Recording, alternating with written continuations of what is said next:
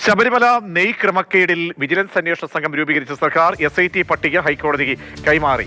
MJ സോജന്റെ മേൽനോട്ടത്തിലായിരിക്കും അന്വേഷണം നടക്കാൻ പോകുന്നത്. രാഗിൻ ചേരുന്നുണ്ട്. രാഗിൻ, അങ്ങനെ പ്രധാനപ്പെട്ട ഒരു കേസിലാണ് ഇപ്പോൾ അന്വേഷണ സംഘത്തെ രൂപീകരിച്ചിരിക്കുന്നത്. SITയുടെ ഘടന, അതിന്റെ തലവനെ സംബന്ധിച്ചൊക്കെയുള്ള തീരുമാനങ്ങളായിട്ടുണ്ടോ? തീർച്ചയായും അതിന്റെ ഘടന ഇപ്പോൾ തയ്യാറായിട്ടുണ്ട്. നേരത്തെ കോടതി വ്യക്തമാക്കിയിരുന്നു, അതായത് ഉദ്യോഗസ്ഥരുടെ പട്ടിക കൈമാറണം, SIT രൂപീകരിക്കണം എന്നടക്കമുള്ള കാര്യങ്ങൾ പറഞ്ഞിരുന്നു. ഇന്ന് രാവിലെ കേസെടുത്ത ഘട്ടത്തിലും ഇതിലെ ഹെഡ് ചെയ്യുന്ന ഉദ്യോഗസ്ഥരെ സംബന്ധിച്ചുള്ള വിശദാംശങ്ങൾ നൽകണമെന്ന് പറഞ്ഞു. അതിവേഗ നീക്കവുമായി സർക്കാർ ഇപ്പോൾ മുന്നോട്ട് വന്നിരിക്കുകയാണ്.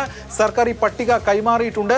ഈ ടീമിലുള്ള അന്വേഷണ ഉദ്യോഗസ്ഥനടക്കമുള്ള 5 പേരുടെ പട്ടിക കൈമാറി. ഇതോടൊപ്പം ഈ ടീമിനെ ഹെഡ് ചെയ്യാൻ മൂന്ന് എസ് പിമാരുടെ പാനലാണ് വിജിലൻസ് ഡയറക്ടർ ഹൈക്കോടതിക്ക് നൽകിയത്. അതിലിപ്പോൾ MJ സോജനെ ഹൈക്കോടതി ചൂസ് ചെയ്തിരിക്കുന്നു എന്നതാണ് ഏറ്റവും പ്രധാനപ്പെട്ട കാര്യം. MJ സോജന്റെ നേതൃത്വത്തിൽ ഈ കേസ് അന്വേഷിക്കും. അദ്ദേഹമായിരിക്കും ഈ ടീമിനെ ഹെഡ് ചെയ്യുക.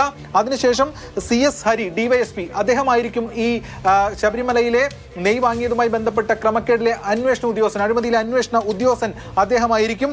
അതോടൊപ്പം തന്നെ മറ്റ് 4 ഇൻസ്പെക്ടർമാരും ഈ സംഘത്തിൽ ഉണ്ട്.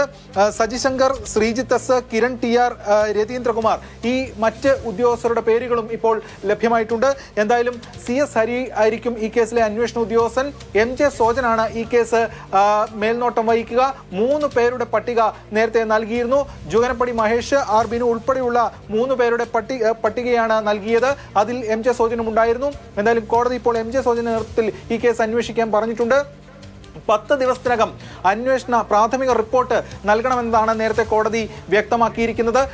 ദേവസ്വം ബെഞ്ചിൽ ഈ 10 ദിവസത്തിനകം തന്നെ ഇതിന്റെ പ്രാഥമിക റിപ്പോർട്ട് നൽകണം.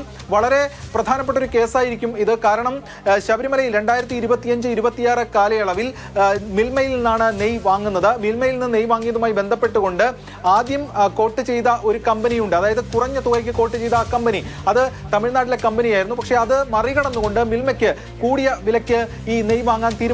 മിൽമയിൽ നിന്ന് കൂടിയ വിലയ്ക്ക് നെയ് വാങ്ങാൻ തീരുമാനിച്ചു. അപ്പോൾ അന്ന് ദേവസ്വം കമ്മീഷണർ ഇതിനെ എതിർത്തിരുന്നു. പക്ഷേ ആ എതിർപ്പ് മറികടന്നുകൊണ്ടാണ് ഇത്തരത്തിൽ നെയ് വാങ്ങിയത്. ഇതുവഴി വലിയ നഷ്ടം ഉണ്ടായിട്ടുണ്ട് എന്നതാണ് വിലയിരുത്തൽ. അതിന്റെ ഭാഗമായിട്ട് കോടതിയും ഇതിൽ വലിയ വീഴ്ച ഉണ്ടായിട്ടുണ്ട് എന്ന നിഗമനത്തിൽ തന്നെയാണ്. തുടർന്നാണ് ഇത് അന്വേഷിക്കാൻ നിർദ്ദേശിച്ചത്.